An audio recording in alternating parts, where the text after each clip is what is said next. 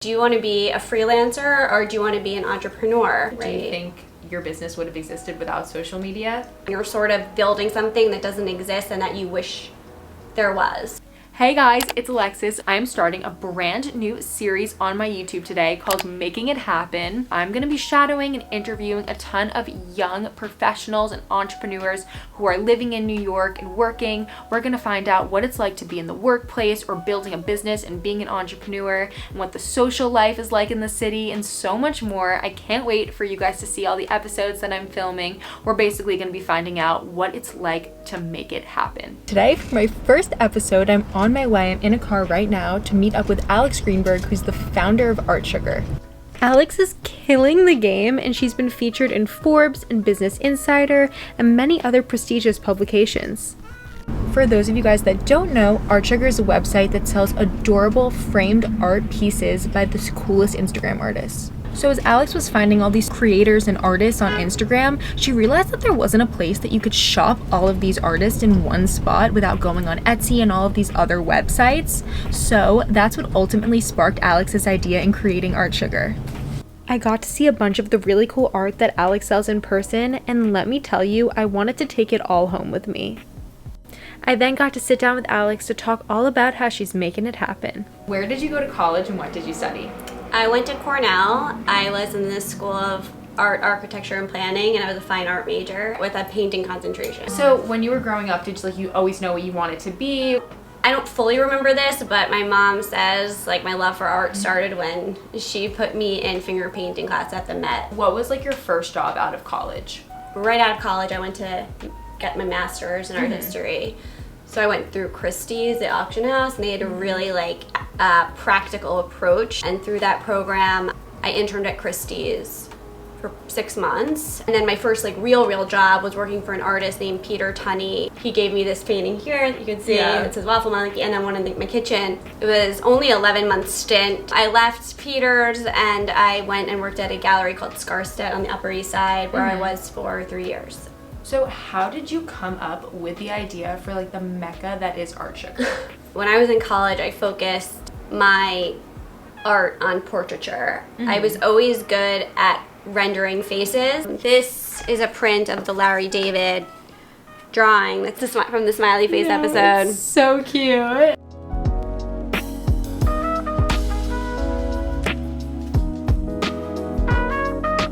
Someone saw some of my drawings and they were like, oh my god, can you make me a Christmas card and I'll pay you $100. And I was like, oh my god, you're gonna pay me for my art? I had never been paid before. And it just got me thinking oh, I could have this kind of side thing. Well, I did that job and then I created a little website for myself. I'd rather build something myself than hire someone. So my second kind of job on the side. And then someone said to me, and I thought it was really powerful at that time, do you want to be a freelancer or do you want to be an entrepreneur? Do you want to do these little drawings for people, or do you want to do something bigger? And I was definitely bigger, obviously. Yeah. It was probably 2015. I know Instagram was out for a little bit, but it wasn't the huge thing it is today. So what I did was I was oh, I'm just gonna go to artists with huge Instagram followings, see if they need my help. I had been in the art world at this point for enough time to understand logistics and customer service. And my first artist I contacted is Mike Natter. He has this massive following and he blew up after BuzzFeed wrote something about him. Yeah. And he could not handle customers and or all his followers who really wanted something. He didn't know what to do. It was my first artist I brought on. This was five years ago. That's insane. I called it Portraits for Good because it started with me with portraits. So anyways, I brought more artists on. The title didn't really pertain to the artist. Yeah. But the for good part was because I'm donating with each purchase. And with Mike's, we donate to JDRF because he has type 1 diabetes, and it was important for him that we support JDRF as we sell his art. I was watching this little side business grow. This museum job is fine, it's a 9-to-5 job, but it's really not my career. I don't see it as fully me. I'm really entrepreneurial. When you're at a museum, it's a nonprofit, it's not advocating for you to go beat to your own drum and figure out your own path. I decided to build this little business I had, invested some of my own money into it, and for 6 months or so we were building that. you know, behind the scenes, still operating Portraits for Good. And then I gave my notice to my job in September 2017, and then I launched ArtSugar 2017, October, so a month later. You basically filled a niche market that like didn't exist yet. It took the difficulty out of it for us, and it's all fully curated, attracted to like millennials and Gen Z, and you totally filled that market. It's like a new platform that like revolutionized art shopping for us. I feel like a lot of entrepreneurs say this, and you're sort of building something that doesn't exist and that you wish there was. I worked in the blue chip art world, which isn't for everyone. It's only like appealing to like the tippity top, like the 1%, and I felt like art is for everyone. We're sitting in your apartment right now, and there's like these like graffiti wall art, and you feel like you're like in like had the essence of Chinatown, but you're also in like Candyland. It's like the best, and I feel like it just brightens up the space, so amazing. So like, what are the biggest challenges that you think being like a young entrepreneur that you faced like in your company so far? People maybe think that you're a bigger company than you actually are. Yeah, just me, and I contract out some people like my accountant, and I think the delegating, like I've often thought like maybe I need to hire someone to manage the Instagram account, but it's so close to me. I think it's also super cool because that's how we connected, was through social media, and I feel like that allows you to develop like deeper relationships, and then it comes to the point like you want it to be your voice that you're projecting, because you're like the face of your brand, so you want it to feel authentic to you, but then it's like there's so many other tasks that you have to do. The process of balancing it can be tough. I feel like ArtSugar is very much a founder's brand. Oh yeah. So I wanted to continue to be relatable. Do you think your business would have existed without social media? I mean, it's really all because of social media. The artists I brought on initially, I was like, I'm just gonna go to artists with large Instagram followings because they probably need the assistance like in, you know, getting their products out there. They're also, at least in the beginning, were posting about ArtSugar all the time. I was able to grow my Instagram especially really fast, get the word out really fast because of Instagram, for sure.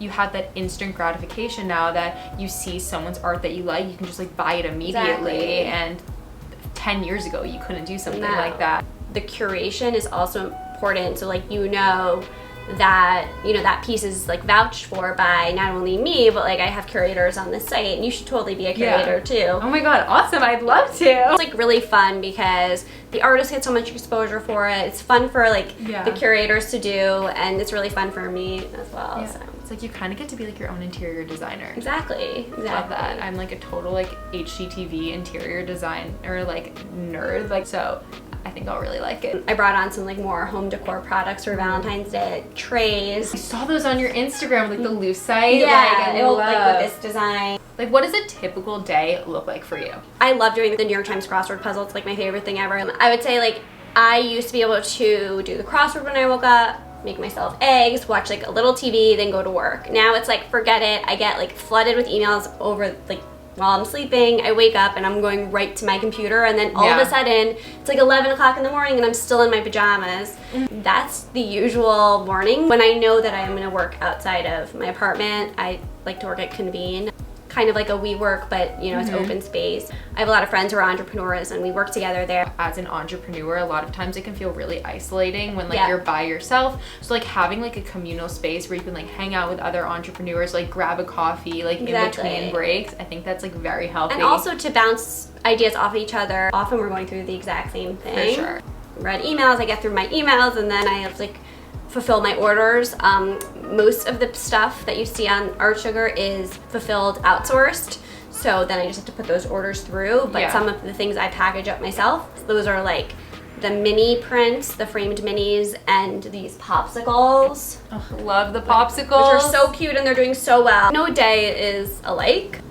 So sometimes I'm running around, sometimes I have a meeting uptown, sometimes I'm meeting downtown. When you're so passionate about what you're doing and you're just in that grind, like sometimes like I know like with myself, like when I like go to sleep, like I get up the next morning and I'm like, let's create more content. Your brain is like always working. I usually go to sleep like around 10:30, which is pretty good. That's really good, better than me. When I first started and I was fulfilling everything in my little apartment here, I would wake up at 2 in the morning, 4 in the morning and start to fulfill orders. Wow. Parents were like, you can't do this yourself anymore. You're going to a WeWork. I was shipping out of there, and I finally found like an outsourcer, It's a little more expensive to do that, but it is worth it. For example, like for dinner, Yeah. do you like to cook? Do you Postmates? Do you order in? Yeah. Do you go out? Like, what is that like being in New York City with so many food options? I know it can be super Right. expensive. Well, I usually go to yoga toward the end of the day. It's like 6, 7. My brain starts to shut off like around those hours. I'll go to the grocery. I love to cook, and I'll cook for like, you know, friends, loved ones. My sister lives in my building. I don't really order in that much. I like to go out to dinner. I have like such good places right here. Go to the same spots like around the West Village. Well, the West Village has like the best food. Yeah. Wait, have you ever been to Cafe Clover? Yes, so Oh my good. god, it's like my favorite spot because like I'm gluten-free and dairy-free. Oh, I'm so. gluten-free too. You are? Yeah. Oh my god, we have so much to talk about after this. So what's your favorite restaurant in the city? It's so hard because I feel like I'm such a nostalgic person, so I feel like something on the Upper East Side, like where I'm from, like Campagnola, that's probably number one.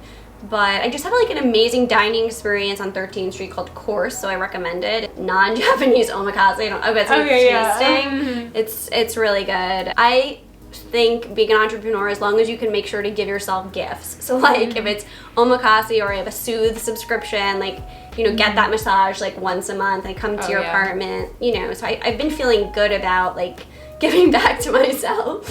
It's very important. You need to do that like in order to have like mental sanity. If you could just tell me like quickly like the 3 main attributes that you think a young business person like going into the workforce, whether you're being an entrepreneur, an intrapreneur, or just going and like working hard at like a big company that you think that you need to like for success. Think creatively, always. I take grit again, putting your head down, just working really, really hard. If someone just handed you this business, it wouldn't be what it is today. I also do think it is important to be really well educated, and I just say this because, and it's something my parents have drilled in, like no one can ever take that from you. So like, oh my god, so true. If a lot of you guys like haven't gone to college yet, or like you're getting ready and you're in high school, I'd say just like enjoy it, learn as much as possible. So many cool, interesting people around. I would just say like soak it up. I'm going to college next year. I'll definitely take that advice and like put that in my head. Okay, so if we can go back a few years and you are talking to little Alex, who's a senior in high school, like she's one of my friends, and we're going to college, what advice would you give her in order to like have the best experience and succeed like later on? I'd say go have like the best time ever and focus on work, but also like try to meet people like outside of your like normal like social sphere. And because you learn so much from people with like different experiences than you, and I think it makes you a much more well-rounded person. But so many people I think live in like their little bubble, and they have like their friends, or like they're in a sorority and like they meet their friends and like that's who they know, and then there could be like 10,000 people in your class and you don't even know who any of them are. And I think that we're able to learn so much from each other. But I was very shy, especially like in the beginning of college, and I would just say to myself like, don't be shy, everyone is intimidated by everyone, this isn't just like you, it's like everyone has the same kind of feelings. Be friendly and like learn from each other.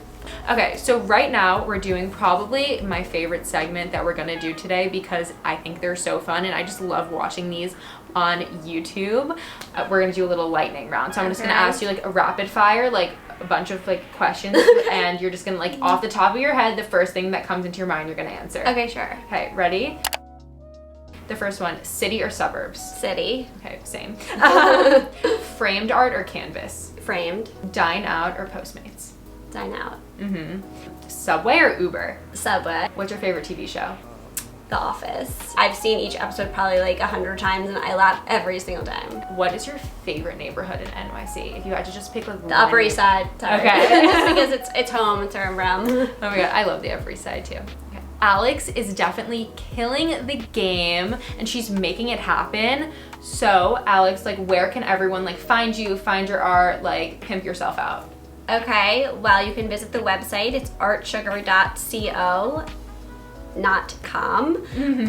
Follow us on Instagram, artsugar.co. And also, you can get 15% off when you use It's by Alexis. Get 15% off. It's gonna be amazing. Like you guys literally need everything, especially if you're like you're going to college and you need like a full like wall art of like all that dorm room inspo because I literally stalked that for hours. Alex literally has all the best stuff. Yes, and you can rent it if you know, you don't want to commit to. You can rent it? Yeah, you oh can my God, rent that's amazing. art for 90 days, and then you can either keep it or you can send it back, and I can tell you. Okay, awesome. Well, thank you so much for watching, and I will see you back in my next video.